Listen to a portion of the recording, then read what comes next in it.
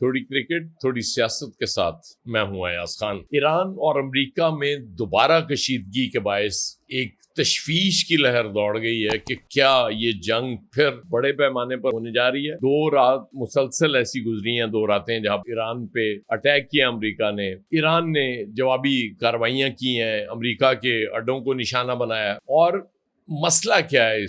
اور اس کے نتائج کیا ہوں گے، اثرات کیا ہوں گے، اس پہ ہم آج بات کرنے جا رہے ہیں آپ سے۔ بنیادی طور پہ بہت عرصہ پہلے ہم نے آپ سے کہا تھا کہ آبنائے ہرمز ایک ایسا ہتھیار ایران کے ہاتھ میں آ گیا کہ جس کی طاقت ایٹمی پروگرام سے بھی زیادہ ہے۔ امریکہ یہ تو دعویٰ کرتا ہے اس نے ایٹمی پروگرام تباہ کر دیا، روایتی فوجی صلاحیت ختم کر دی، فضائیہ ختم کر دی، یہ سارے دعوے اپنی جگہ درست ہو سکتے ہیں، لیکن جو سب سے بڑا ہتھیار ہے وہ ایران کے پاس موجود ہے۔ اب جو 2 تجارتی جہازوں پہ حملہ ہوا اس کی بنیادی وجہ کیا ہے، یہ بڑا امپورٹنٹ ہے اس کو سمجھنا۔ ہو یہ رہا ہے کہ امریکہ کی سرپرستی میں میری ٹائم کے جو بین الاقوامی ادارے ہیں وہ کوشش یہ کر رہے ہیں کہ آبنائے ہرمز میں وہ جو عمانی راستہ ہے اس کو استعمال کیا جائے، جو ایران کے لیے قابل قبول نہیں ہے۔ ایران کہتا ہے کہ میرا کنٹرول مکمل اس پہ تسلیم کیا جائے کہ آبنائے ہرمز کے مالک ہم ہیں، یہاں ہماری مرضی سے جو بھی تجارتی جہاز گزرے گا وہ ہماری مرضی سے گزرے گا اور اس کو ٹول بھی دینا پڑے گا۔ اب MOU تو ہو گیا جسے ڈونلڈ ٹرمپ نے کہا کہ جی وہ ختم ہو چکا، جنگ بندی ختم ہو چکی ہے، اور اس کے بعد آپ یہ دیکھ رہے ہیں پھر جو اور اس کے حوالے سے مشکلات آ سکتی ہیں۔ ظاہر ہے جب امریکہ حملوں سے باز نہیں آئے گا تو ایران جوابی کارروائیاں کہاں کرے گا؟ ظاہر ہے امریکہ کے سارے اڈے گلف سٹیٹس میں، ایران امریکہ پہ براہ راست حملہ کر نہیں سکتا، نہ اس نے پہلے کیا ہے، تو وہیں وہ نشانہ بنائے گا جہاں اس نے پہلے نشانہ بنایا تھا ان کے اڈوں کو۔ تو یہ سب سے بڑا مسئلہ ہے کہ اس میں ہمارے لیے بہت خطرات ہوتے ہیں، کیونکہ ابھی 2 دن پہلے بڑی خوشی ہوئی جب وزیر پیٹرولیم یہ دھمکیاں دے رہے تھے آئل کمپنیز کو کہ ایسی کی تیسی تمہاری پیٹرولیم پروڈکٹس کی قیمتیں جنگ سے جو پہلے تھیں اس سے بھی کم ہو چکی ہیں، لہذا پورا ریلیف ہم عام آدمی تک پہنچائیں گے۔ اور اس کے بعد جیسے ہی ٹرمپ نے جنگ بندی ختم ہونے کا اعلان کیا اس کے ساتھ ہی 6% تو فوری قیمتیں بڑھ گئی تھی تیل کی، اور یہ ہماری معیشت کے لیے سب سے بڑا مسئلہ ہے۔ اب ایران کے ہاتھ میں چونکہ ایران وہ ریفری بن چکا ہے آبنائے ہرمز کا جس کے ہاتھ میں ریڈ کارڈ ہے، وہ جس کو چاہتا ہے، جس پلیئر کو چاہتا ہے ریڈ کارڈ دکھا کے کہتا ہے کہ یہاں سے باہر نکل جاؤ، تم یہاں نہیں کھیل سکتے۔ یہ سب سے بڑا مسئلہ بنا ہوا ہے امریکہ اور اس کے اتحادیوں کے لیے۔ اب چونکہ نیٹو کے اجلاس میں بیٹھ کے ٹرمپ صاحب یہ ساری باتیں کر رہے تھے، وہی نیٹو جس سے وہ شکوے بھی کیے انہوں نے کہ بھئی ہمارا ساتھ نہیں دیا تم لوگوں نے جب ہمارے لیے مشکلات آئیں ایران کے ساتھ جنگ میں، بھئی ایران کے ساتھ جنگ میں وہ آپ کے ساتھ کیوں شریک ہوتے؟ آبنائے ہرمز تو کھلی تھی، ہمیشہ سے کھلی تھی، وہاں تو کوئی مسئلہ ہی نہیں ہوا تھا۔ جب آپ نے یہ پنگا لیا ٹرمپ بھائی جان، اس کے بعد یہ مسائل پیدا ہوئے ہیں، پھر ایران نے اس کو بند کیا، اور ایران کو بھی تب سمجھ آئی کہ کتنا بڑا ہتھیار اس کے پاس موجود ہے، وہ جب چاہے اس کا استعمال کر سکتا ہے، اور وہ اب استعمال کر رہا ہے۔ MOU کے بعد ہونا تو یہ چاہیے تھا کہ ٹیکنیکل کمیٹیز کے جو مذاکرات تھے وہ تیزی سے آگے بڑھتے، حتمی معاہدے تک چیزیں جاتی، لیکن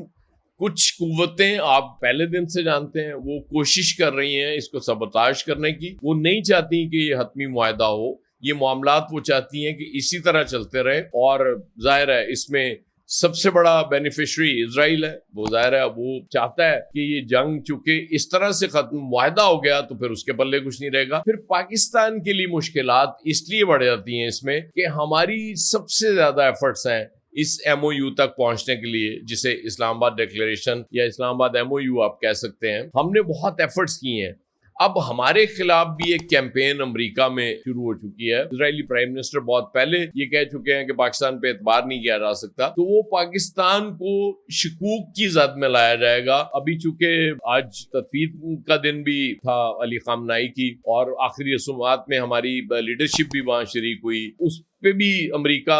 میں کچھ ہلکے تنقید کر رہے ہیں اور کہہ رہے ہیں جی کہ پاکستان کو شاید ڈبل گیم کھیل رہا ہے، حالانکہ پاکستان نے بالکل اس میں کوئی ڈبل گیم نہیں کھیلی، یہ آپ سب کو پتا ہے۔ پاکستان بڑی نیک نیتی سے، سنسیریٹی سے یہ چاہ رہا تھا کہ یہ مسئلہ حل ہو جائے، کیونکہ ہم جیسے ملکوں کے لیے بہت مشکلات پیدا ہو جاتی ہیں۔ پھر ظاہر ہے ہماری نیبرز میں کوئی اس طرح کا مسئلہ ہو رہا ہو تو مشکلات تو ہمارے لیے ہوں گی، اور ہم کیوں چاہیں گے کہ معاملات خراب ہوں؟ ہمارے اندرونی محاذ بہت ہیں، وہ نمٹنے کے لیے ہمارے پاس بہت ہیں، اور اس طرح کے بیرونی محاذ جب آتے ہیں تو ظاہر ہے وہ مشکلات بڑھتی ہیں۔ ٹرمپ صاحب کی البتہ جو دھمکیاں ہوتی ہیں ان پہ زیادہ دھیان دینے کی ضرورت نہیں ہوتی، ان کا کوئی پتہ نہیں ہوتا۔ ابھی وہ ترکی کے ساتھ جو ان کے حالات تھے، جس طرح کے وہ بیانات دے رہے تھے، اب وہاں بیٹھ کے انقرہ میں بیٹھ کے اردوغان صاحب کی انہوں نے بڑی تعریفیں کی ہیں، ترکیہ کے پریزیڈنٹ کی کہ جی وہ کمال آدمی ہیں، انہوں نے ہماری بڑی مدد کی یہ ایران کے ایشو پہ، اور کیونکہ وہاں انہوں نے F-35 بھی بیچنے ہیں ان کو، ترکی کو، اس لیے بھی ظاہر ہے آپ کو پتہ ہے کاروباری شخصیات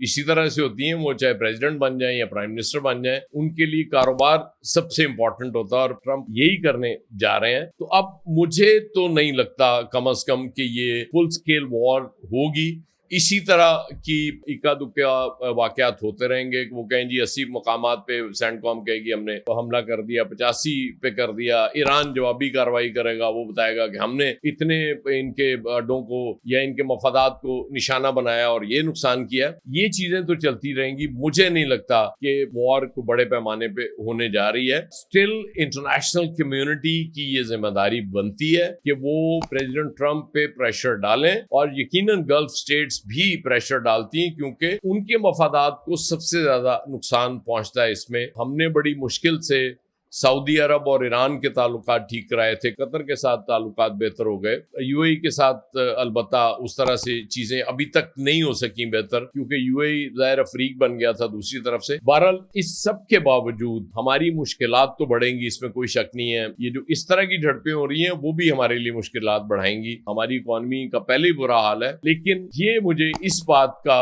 کم از کم یقین ہے کیونکہ ایران کو سمجھ آ گئی ہوئی ہے کہ ڈونلڈ ٹرمپ کس حد تک جا سکتے ہیں، اور وہ ظاہر ہے وہ باز نہیں آئے گا ایران بھی ڈونلڈ ٹرمپ کو اس طرح سے چھیڑنے میں۔ اس کی وجہ یہ ہے کہ ڈونلڈ ٹرمپ نے وہ جو متھ تھی